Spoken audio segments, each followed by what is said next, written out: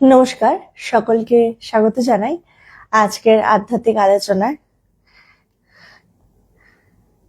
আশা করি আপনারা প্রত্যেকে সুস্থ আছেন এবং ভালো আছেন।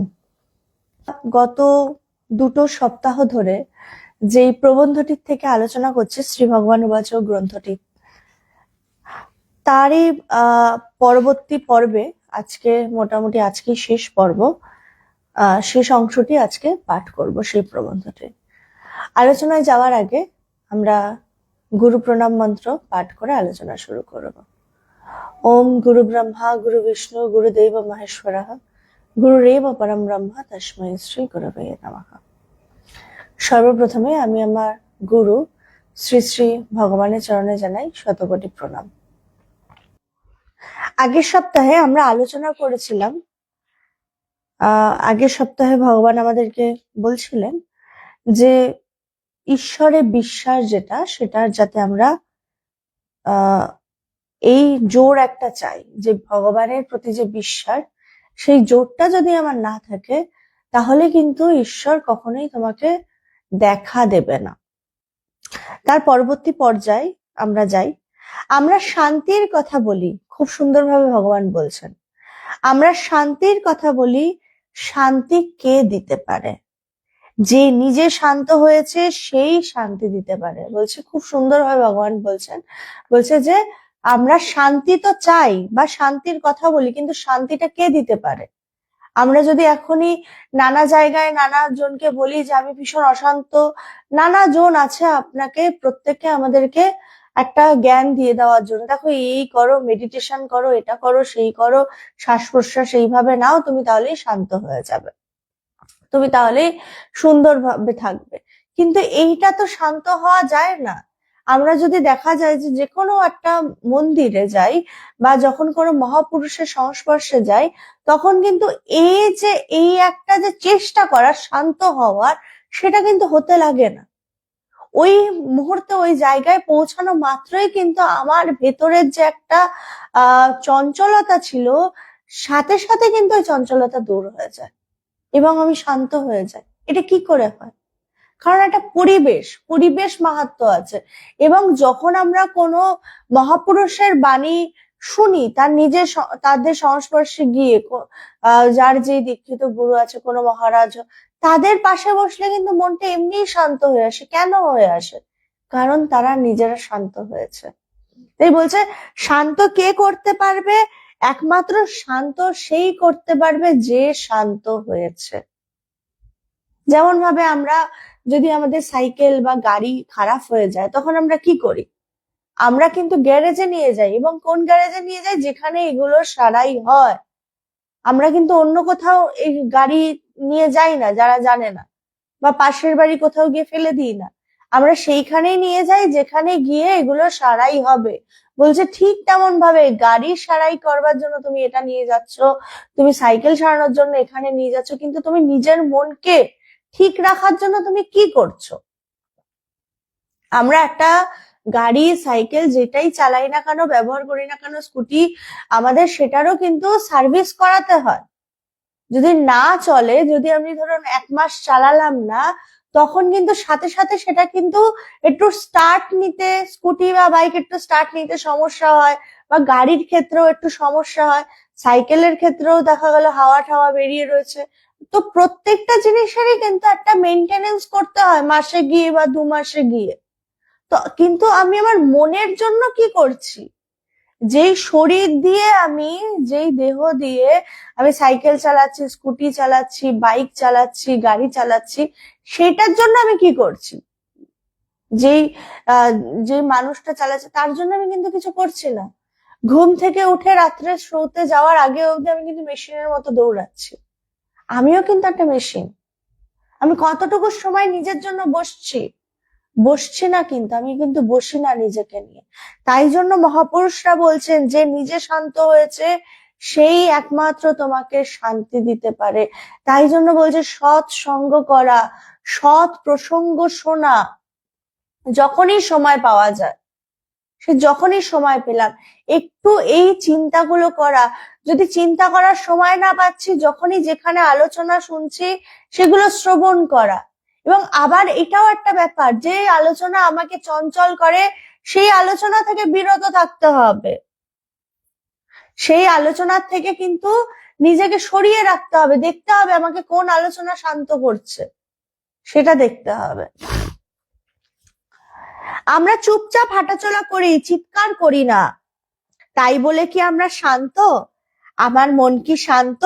জগতে যে অশান্তির প্রতিচ্ছবি আমরা দেখি, সেগুলো তো আমাদেরই মনের প্রতিচ্ছবি। দেখুন ভগবান কিভাবে বলছেন যে আমরা তো সবাই চুপচাপ হাঁটাচলা করি, চুপচাপ সবকিছু, মানে যখন একটু বড় হয়ে যায়, যখন শিশু থাকে তখন তো তাদের চঞ্চলতা ধরা যায়, মন চঞ্চল হলে তো সেও দৌড়াচ্ছে, কিন্তু যেই একটু বুঝতে শুরু করে, একটু মানে একটু বোঝা তার বোধ হয়, তখন কিন্তু সে বুঝে বুঝে সে কিন্তু লোকের সামনে শান্ত হয়ে বসে থাকে, ভেতরে কিন্তু ছটফটানি চলছে, তখন কিন্তু সে ওরকম আগের মতো ছটফটানি করে না।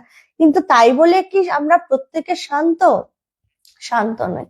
এই আলোচনা শুনছি, শুনতে শুনতে হয়তো মন এদিক ওদিক যাচ্ছে, মনকে কিছুতেই কিন্তু বেঁধে রাখতে পারছি না, মনের সবসময় আমরা কিন্তু দাসত্ব গ্রহণ করছি। আমাদের কিন্তু মনের দাস হওয়ার কথা ছিল না, মন যেমন ভাবে চালাচ্ছে আমি তেমন ভাবে চলছি। Nobody but me to blame. যা কিছু ঘটছে, অন্যায় অত্যাচার, এগুলি আমরা পছন্দ করি না, করা উচিত নয়। সভ্যতার নামে যা অসভ্যতা আমরা দেখছি, সেগুলি আমরা চাই না, কিন্তু নবকুমারের মতো বলতে হয় আমরা পথ হারিয়েছি, আমরা জানি না কোন পথে যাব। সেই জন্যই এই বেদান্ত বলছে, বেদান্ত কেন চর্চা করব? যে কোন পথটা আসলে আমার জন্য ঠিক। আমি তো সবকিছুর জন্য, আমার ডাক্তার হওয়ার জন্য একটা পথ রয়েছে, ইঞ্জিনিয়ার হওয়ার জন্য একটা পথ রয়েছে, কিন্তু ঠিক ঠিক মানুষ হওয়ার জন্য কোন পথ আছে? আমি ছোটবেলা থেকে ঘরের থেকে বড় হচ্ছি, আমাকে শুধুমাত্র একটা জিনিস শেখানো হচ্ছে, তোমাকে ফার্স্ট হতে হবে, তোমাকে সমস্ত জায়গায় প্রথম হতে হবে, সে তুমি গান শেখো, সে তুমি তবলা শেখো, সে তুমি যাই শেখো না কেন, বা তুমি আবৃত্তি শেখো, হ্যাঁ যে কোনো জায়গায়, স্কুলে কলেজে সবসময় আমাকে বলা হচ্ছে তুমি প্রথম হবে, কিন্তু কোনোদিন কি আমাকে ঘরের থেকে বলছে যে তুমি মানুষের মতো মানুষ হবে? খুব কম। মানুষের মতো কিন্তু মানুষ হতে খুব কম জনই বলছে। সারাক্ষণ একটা বাচ্চাকে একটা কম্পিটিশনের মধ্যে ফেলে দেওয়া হচ্ছে যে তুমি এই প্রথম হও, তুমি এটা হও, তোমাকে এই ওর থেকে ভালো হতে হবে, এই চলছে। কিন্তু বাচ্চাটার বা সেই শিশুটার যে একটা মানসিক ব্যাপার রয়েছে, ওর কোনটা ভালো লাগছে সেটা কিন্তু আমরা দেখি না। এই কম্পিটিশন করতে করতে, প্রতিযোগিতা করতে করতে কোন সময় আমরা প্রত্যেকে একটা 3 কাল গিয়ে 1 কালে থেকে তখনও আমরা কিন্তু প্রতিযোগিতা করে যাচ্ছি, তখন একটু অন্যরকম প্রতিযোগিতা করছি, পাশের বাড়িতে এটা এলো, আমার তো এলো না, আমারও লাগবে, বা ওর পুজোতে 4টে শাড়ি হয়েছে, আমারও ঠিক একই রকম আরেকটু দামি শাড়ি লাগবে, তখন প্রতিযোগিতা অন্যরকম হয়ে যায়। তো এই প্রতিযোগিতার ব্যাপারটা কিন্তু আমরা আধ্যাত্মিক দিক থেকে রাখি না, যে ওই মহাপুরুষ উনি ঈশ্বর দর্শন করলেন, আমার কেন হলো না, আমার কেন হবে না। এই প্রতিযোগিতার মোড়টা যদি একটু ঘুরিয়ে দিতে পারি, তাহলেই কিন্তু আমি শান্ত হব, আমি বেদান্ত বুঝবো। তাই বলছে যে আমাদেরকে পথ হারিয়েছি, আমরা পথটা আমরা খুঁজতে হবে, বুঝতে হবে আমার জন্য আমার কোন পথটা ঠিক। আমি যাতে আমার সুন্দর হতে হবে, আমি মানসিক ভাবে সুন্দর হতে হবে, দিনকে দিন আমরা মানবিকতা বোধ হারিয়ে ফেলছি, আমরা একে অপরের জন্য দৌড়াই না আগের মতো।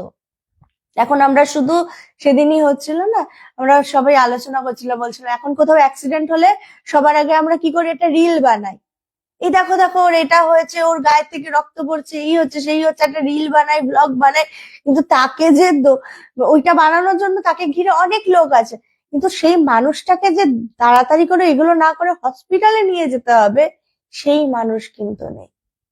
এই ব্যাপারটা আবার বলছে, তাই জন্য বলছে যতটা পারা যায় চর্চা করা, আধ্যাত্মিক চর্চা করা, বলছে যত চর্চা করবে তত কি হবে, বলছে তুমি পথ খুঁজে পাবে। আমরা জানি না কোন পথে যাব, সেই জন্যই এই বেদান্ত। বেদান্ত বিশ্বাস করে বিশ্ব আত্মার ঐক্যে, বিশ্ব ভ্রাতৃত্বে নয়। দুইটির মধ্যে কিন্তু অনেক তফাৎ, খুব কঠিন কথা ভগবান কিন্তু বলছেন। দেখুন, আমরা চারিদিকে নানা পোস্টারে যেখানে যাব প্রত্যেকটা জায়গায় কিন্তু একটাই কথা শোনা যায়, বিশ্ব ভ্রাতৃত্বের ঐক্য। কিন্তু ভগবান কিভাবে মোড়টা ঘোরাচ্ছেন দেখুন, বলছেন দেখুন, বিশ্ব ভ্রাতৃত্বের নয়, বিশ্ব আত্মার ঐক্যের প্রয়োজন। বলছে দুটোর মধ্যে কিন্তু অনেক তফাৎ, দুটো শব্দের মধ্যে। একটা হচ্ছে ভ্রাতৃত্ব, কিন্তু এখন তো ভাইতে ভাইতে জমি নিয়ে মারামারি কাটাকাটিও হয়। সুতরাং বিশ্ব ভ্রাতৃত্ব দিয়ে হবে না, চাই বিশ্ব আত্মার ঐক্য। অর্থাৎ আমিও যা তুমিও তা। যেমন একই ছানা দিয়ে সন্দেশ হয় বিভিন্ন আকারের, কিন্তু সবই ছানা। শাস্ত্রে বলছে একম সদ বিপ্রা বহুধা বদন্তি, এককেই বহুভাবে বলা হয়েছে। খুব সুন্দরভাবে ভগবান কঠিন কথাটিকে সহজ ভাবে বললেন। বলছেন কি, বলছেন যে তিনি বলছেন কি আমরা চারিদিকে কি বিশ্ব ভ্রাতৃত্বের ঐক্যের জন্য চেষ্টা করছি। বলছে ভাই ভাই মানেই মারামারি হবে। নিজের পরিবারের দুই ভাই মারামারি করছে, আর দূরের সম্পর্কের ভাইয়ের সাথে করবে না কোনো কিছু নিয়ে মারামারি? সে করবেই। তো তাই জন্য বলছে বিশ্ব ভ্রাতৃত্বের নয়, বিশ্ব আত্মার ঐক্যের প্রয়োজন। আত্মার ঐক্য কেন?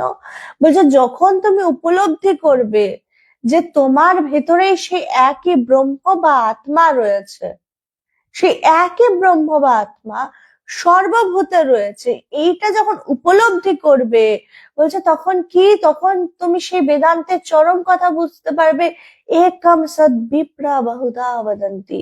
বলছে সে একই রয়েছে, একই নানা মুনি ঋষিরা বহু ভাবে বলছে, কিন্তু সে একই রয়েছে, এক ছাড়া দুই নেই। এইটা যখন আমি উপলব্ধি করব, তখন কি বলছে, যখন উপলব্ধি করলে কি হবে, তখন বিশ্ব আত্মার ঐক্যের যে ব্যাপারটা সেটা বুঝতে পারবো। তখন এই মারামারি হবে না, তখন কাটাকাটি হবে না, তখন শুধুমাত্র ভালোবাসা থাকবে, অন্য কিছু না। रूपम रूपम प्रतिरूप बभूव, जो राम दशरथ की बेटा, वही राम घर घर में लेटा, वही राम जगत पसेरा, वही राम सबसे न्यारा, যত্র জীব তত্র শিব।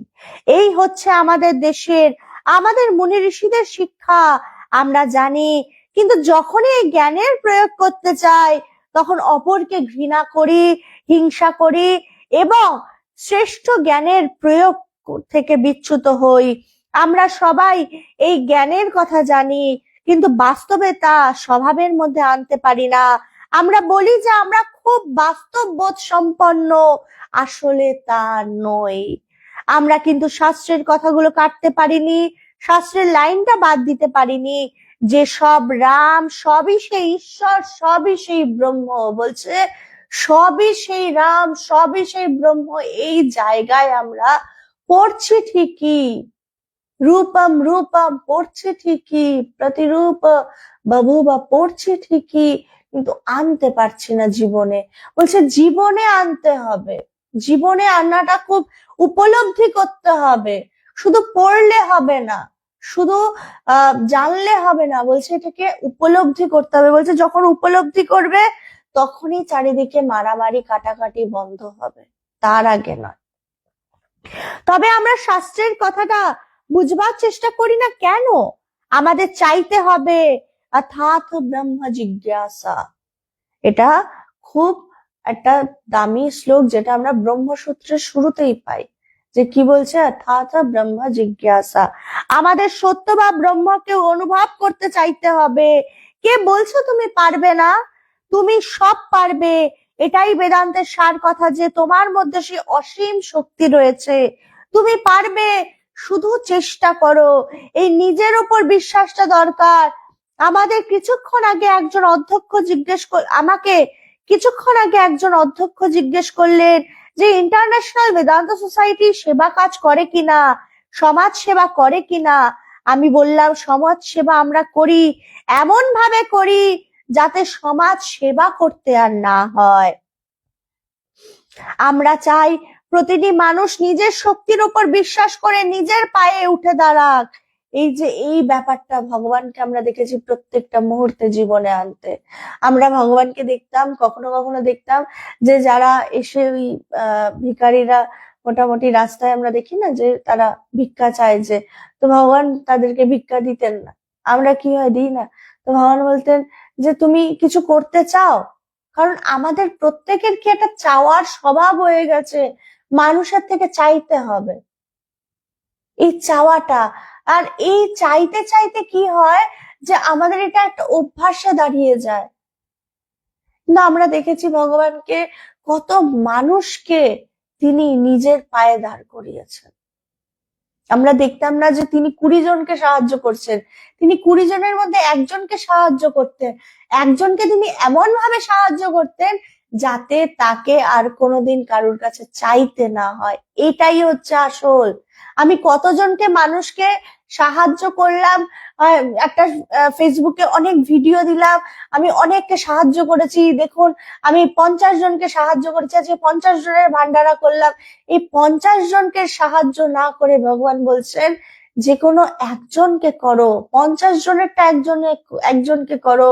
তাহলে সে কি হলো, সে নিজের পায়ে দাঁড়ালো, এবং সে যখন নিজের পায়ে দাঁড়াবে সে আরো 5 জনকে সাহায্য করবে। আমাদের সমাজ থেকে দারিদ্রতা যাচ্ছে না কেন? কারণ আমরা সবাইকে কেমন ভাবে সাহায্য করি, ওই 5 টাকা 10 টাকা দিয়ে। আমরা বেশি বেশি অ্যামাউন্টে সাহায্য করতে চাই, যে সবাইকে 50 জনকে আমি সাহায্য করছি।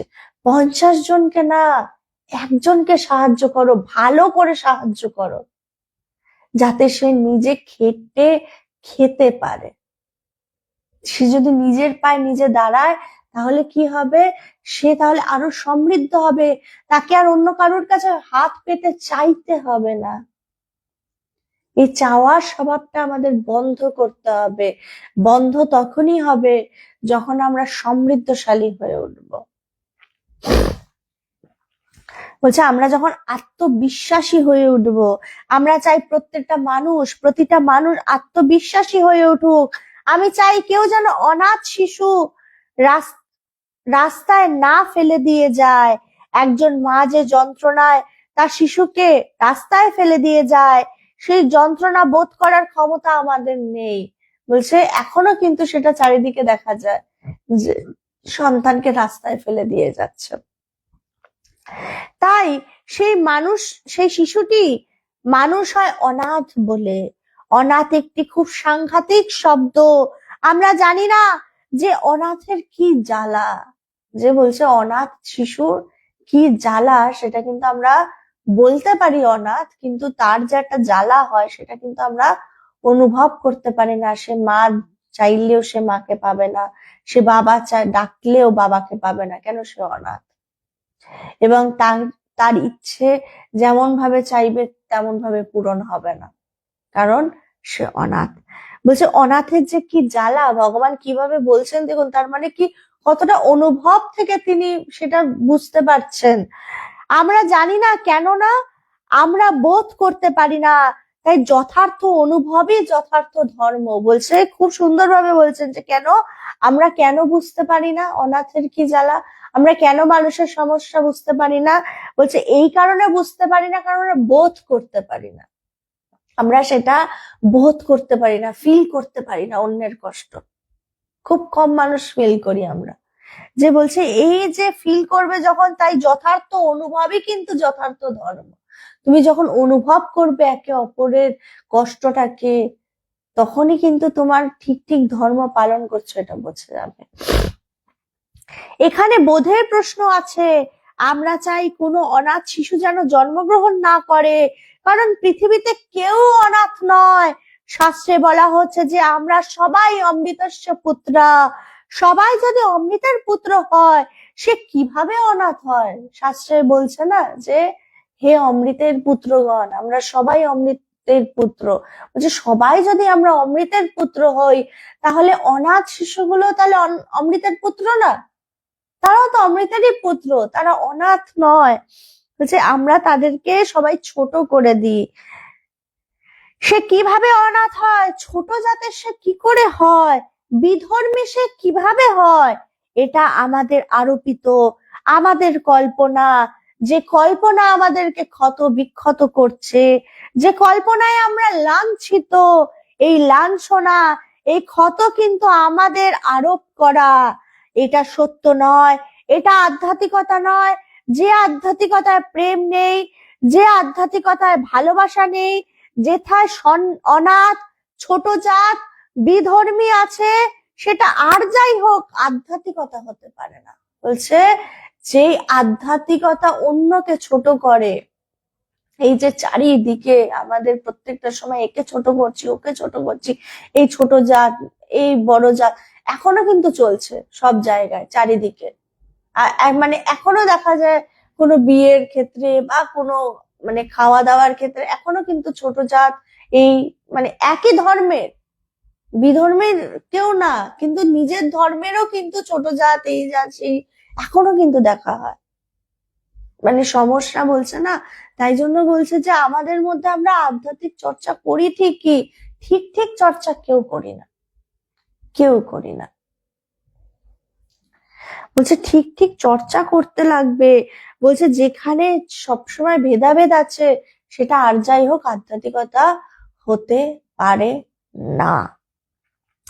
অন্যভাবে ভাবতে গেলে তো সবাই অনাথ আমরা, যার নাথের সাথে পরিচয় নেই সেই তো অনাথ। নাথের সাথে পরিচয় হলে কেউ অনাথ থাকে না।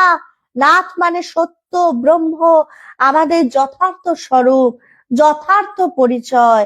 সত্যি তো আমরা এক একটা ছোট ছোট পরিচয় নিয়ে ঘুরে বেড়াচ্ছি, ব্যানার্জি, চ্যাটার্জি, দাস, বাঙালি, ভারতীয়, কিন্তু একবার যদি সেই সত্যের সাথে পরিচয় হয় তো আমাদের ক্ষুদ্র পরিচয়, হালকা পরিচয় 1 সেকেন্ডে ভেসে যাবে। বলছে আমরা যে ছোট ছোট পরিচয় নিয়ে ঘুরে বেড়াচ্ছি, আমার নাম অমুক, আমার টাইটেল অমুক, বলছে এই যে ক্ষুদ্র পরিচয়, আমি ভারতীয়, আমি অমুক, আমার ধর্ম এটা, বলছে এই ক্ষুদ্র পরিচয় থেকে আমি যখন সেই অসীমে উপলব্ধি করব অসীমকে, তখন কিন্তু আমার এই ক্ষুদ্র পরিচয়টা থাকবে না, তখন আমি বৃহৎ হয়ে যাব। আমার তখন বলছে তখন কি থাকবে, তখন তুমি বিরাট বড় হয়ে যাবে, তোমার পরিচয় বড় হয়ে যাবে, তখন তুমি এটা উপলব্ধি করবে আমি সেই ব্রহ্ম এবং সর্বভূতে সে এক ব্রহ্ম রয়েছে, অন্য কিছু নেই। সেই পরিচয় কি, আমি সে অমৃতের পুত্র, আমি শুধু অমৃতের পুত্র নই, অমৃতের সকলেই সেই অমৃতের পুত্র, ব্রহ্ম স্বরূপ। আজ আর কিছু বলার নেই আমার, শুধু বলতে পারি যে প্রথমত আমাদের প্রতিদিন প্রতি মুহূর্তে অনেক কিছু চাওয়া আছে, সেই চাওয়াগুলি ছেড়ে আমরা যেন একটাই বস্তু চাইতে শুরু করি, আমরা যেন ঠাকুরের সামনে বলতে পারি তুমি ঈশ্বর দেখেছো, আমিও ঈশ্বরকে দেখতে চাই। এবং দ্বিতীয়ত রূপম রূপম প্রতিরূপ বভূব, প্রতিটি প্রাণী আমার ভাই নয়, প্রতিটি প্রাণীর মধ্যে আসলে আমি বিরাজ করছি, এটাই আধ্যাত্মিকতা, এটাই বেদান্তের শেষ এবং সার কথা। আমি এতক্ষণ আমারই সাথে কথা বললাম, সবাইকে আমার নমস্কার। কি সুন্দরভাবে ভগবান বোঝালেন সেই গভীর আত্মতত্ত্বকে। বলছে কি, যে বলছে রূপম রূপম, বলছে তুমি ঈশ্বরের কাছে কি প্রার্থনা করবে, যে তুমি ঈশ্বরকে উপলব্ধি করেছো, ঈশ্বরকে জেনেছো, আমি কবে করব, এই ব্যাকুলতা, এই ব্যাকুলতা চাই। আমরা তো প্রত্যেকটা মুহূর্তে সময় নষ্ট করছি, প্রত্যেকটা মুহূর্তে সময় নষ্ট করছি, সারাক্ষণ আমার মধ্যে একটা উৎসুক থাকে, ওর ওখানে কি হচ্ছে, তার এখানে কি হচ্ছে, মন সারাক্ষণ এদিক ওদিক করতে থাকে সারাটাক্ষণ।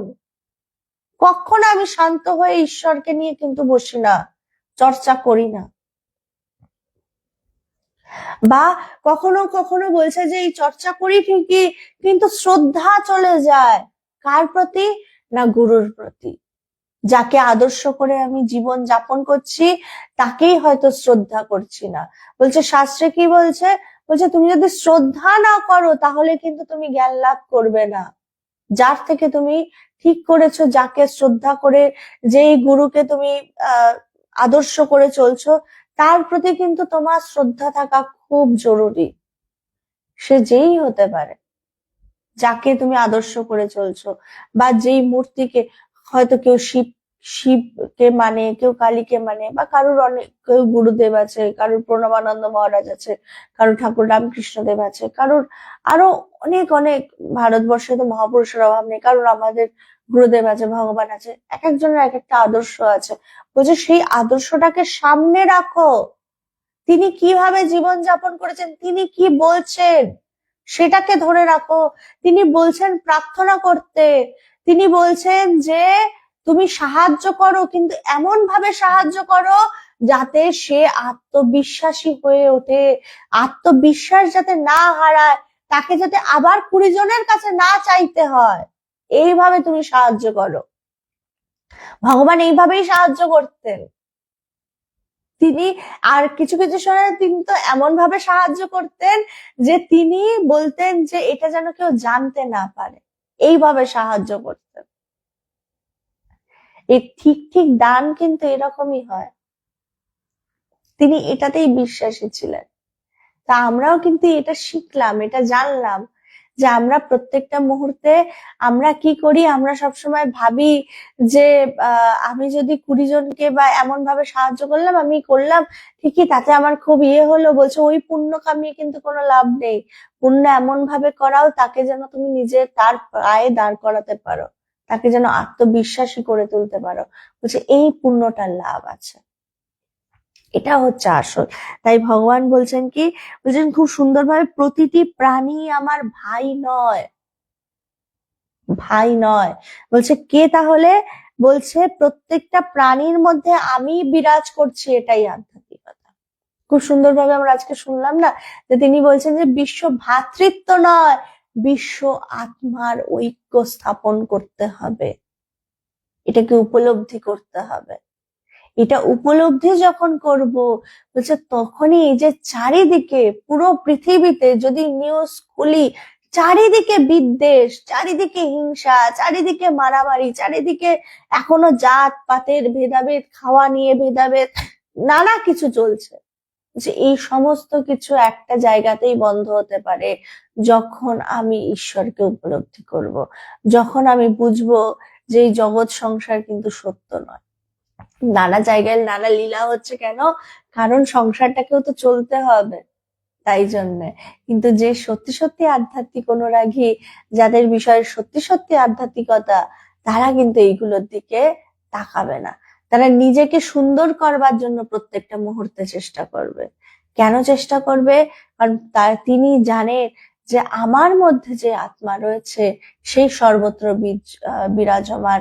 তাই অন্যকে কিছু বলে কোনো লাভ হবে না। এই প্রসঙ্গে খুব সুন্দর একটা, শেষ করার আগে একটা ঘটনাই, মানে সত্য ঘটনাই বলা যেতে পারে। একজন মানে মহারাজের ক্ষেত্রে কি হয়েছিল, যা কিছুদিন আগেই শুনছিলাম, যে একজন মহারাজ খুব সুন্দরভাবে তার আশ্রমের মহন্ত থাকে না, আশ্রমের মহন্ত ছিলেন, এবং তিনি আশ্রমটাকে খুব সুন্দরভাবে চালাতেন। সেই আশ্রমের মধ্যেই তার একজন শিষ্য ছিল, সে নানাভাবে পুজো করতেন, এবং পুজো করবার সময় তার হয়তো তিনি মহন্ত যে তার পুজোতেই সন্তুষ্ট ছিলেন, এবং যেমন ভাবে করতেন তাতে তার খুব একটা কোনো অসুবিধা হতো না।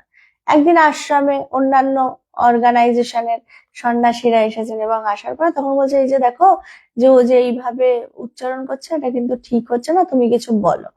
তো সে অতটা ওটাতে খেয়াল করেনি, কারণ সে সব সময় ডুবে থাকতেন ঈশ্বরীয় চিন্তায়। তার শুধুমাত্র একটাই বিষয় ছিল, জপ করা, ধ্যান করা, আর ভগবানের সাথে সবসময় নিজেকে ভগবত চিন্তায় ডুবিয়ে রাখা।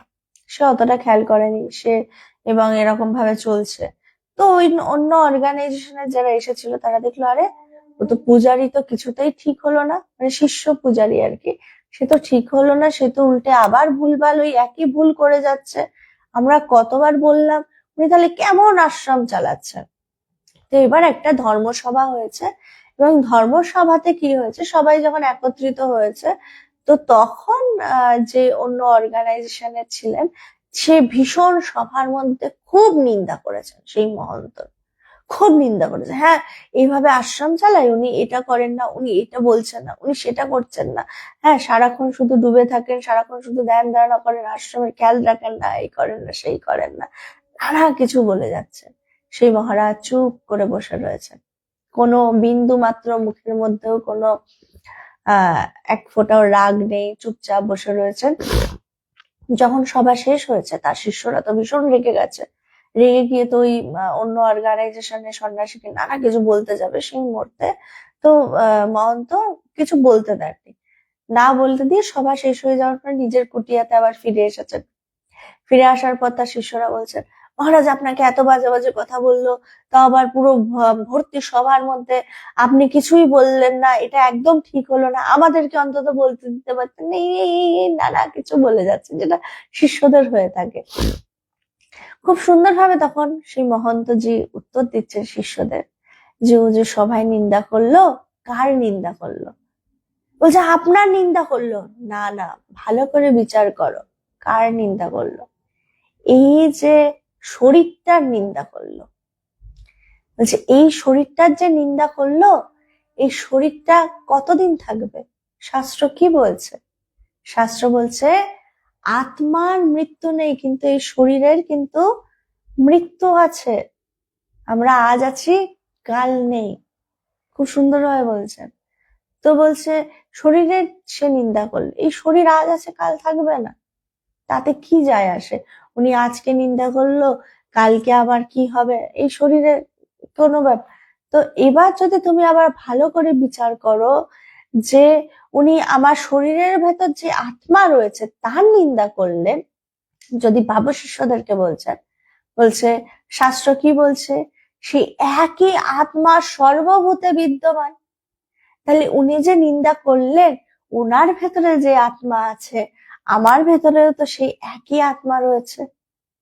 তাহলে ঘুরে ফিরে কি বোঝা গেল? শিষ্যদেরকে বলছেন। তো শিষ্যদেরকে তখন বললেন, দেখো যদি একই আত্মা সব জায়গায় থাকে, তাহলে নিন্দাটা তিনি কার করলেন? তিনি নিজেকেই নিজের নিন্দা করলেন। এইভাবে বিচার করো, শিষ্যদেরকে বলছে। এইভাবে বিচার করলেই কিন্তু সমস্ত সমস্যার সমাধান। বলছে এইভাবে বিচারটা কিন্তু আধ্যাত্মিক পথগামীদের জন্য খুব জরুরি প্রত্যেকটা মুহূর্তে। যে নিন্দা করছি, করার শুনে যেই উত্তেজিত হয়ে গেলাম, রেগে গেলাম, সাথে সাথে বিচার করা, নিন্দাটা কার করলো, প্রশ্ন করার সাথে সাথে। এই যে ও এতক্ষণ ধরে আমার নিন্দা করলো, আমরা যেটা বলে থাকি না, আমার নিন্দা করলো, আমার নিন্দা, আমি কে? এই যে বিচারটা উনি মহারাজ আমাদেরকে শেখাচ্ছেন, যে কি রকম ভাবে, যে কার নিন্দা করলে? শরীরটার। এই শরীরটা তো আজ আছে কাল নেই, পঞ্চভূতে বিলীন হয়ে যাবে। তাহলে কার নিন্দা করলে? এই আত্মার। এই আত্মা তো থাকবে, কিন্তু এই আত্মা, সেই আমরা বিশ্বাস করছি এই একই আত্মা সর্বভূতে রয়েছে। তাহলে আমি এই যে যেটা খুব সহজ ভাবে সারদা মা যেটা বলছেন, যে দোষ দেখতে হবে কার, না নিজের। কেন বলছেন তিনি? যে দোষ অন্যের তুমি কি করে দেখবে? অন্য বলে তো কেউ নেই আসলে। এই যে কঠিন কথাটাকে সহজ করে বলা, এটা মহাপুরুষরাই করতে পারে। তাই আত্মার যদি নিন্দা করছে, তো সেই একই আত্মা সব জায়গায় রয়েছে। তাহলে ঘুরে ফিরে কি হলো? তুমি তোমাকে আসলে নিন্দা করলে, আর কিছু না। এই যে মহাপুরুষরা কি করেন, যে আমাদের মধ্যে যত নেগেটিভিটি আসে, আমাদেরকে যখনই কোনো শব্দ দ্বারা আমার ভেতরকে চঞ্চল করে দেয়, মহাপুরুষরা কি করেন, সেই চঞ্চলতাটাকে ফু দিয়ে উড়িয়ে দেন। ফু দিয়ে নিমেষে উড়িয়ে দেন। কিভাবে? বিচারের দ্বারা। বলছে একটা সেকেন্ডের জন্য পজ নাও, নিয়ে বিচার করো, কাকে করলেন, কেন করলেন, এই প্রশ্নটাকে করো। তাহলেই দেখবে হঠাৎ করে একটা প্রশান্তি এসে গেছে, তখনই দেখবে একটা ভালো লাগা এসে গেছে, তখনই কিন্তু তোমার তোমার মনটা ভালো লাগছে। তখনই তুমি এইটা মাথার মধ্যে রাখতে হবে, রূপম রূপম প্রতি রূপ বাবুবা, প্রতি রূপেই তিনি, সব জায়গায় তিনি, শুধু আমার মধ্যে তিনি না, সব জায়গায় তিনি। এই বিশ্বাসটা, এই ভালোবাসাটা, এটাই যখন থাকবে, তখন কিন্তু আরো ঈশ্বরকে বুঝতে সুবিধা হবে। যে প্রত্যেকটা মুহূর্তে প্রার্থনা করা, তুমি আমায় বুঝিয়ে দাও, তুমি নিজে উপলব্ধি করেছো, আমি কবে উপলব্ধি করব, এই প্রশ্নটা করা। আজকে আলোচনা এখানেই শেষ করছি। প্রত্যেকে সুস্থ থাকবেন, ভালো থাকবেন। জয় ভগবান।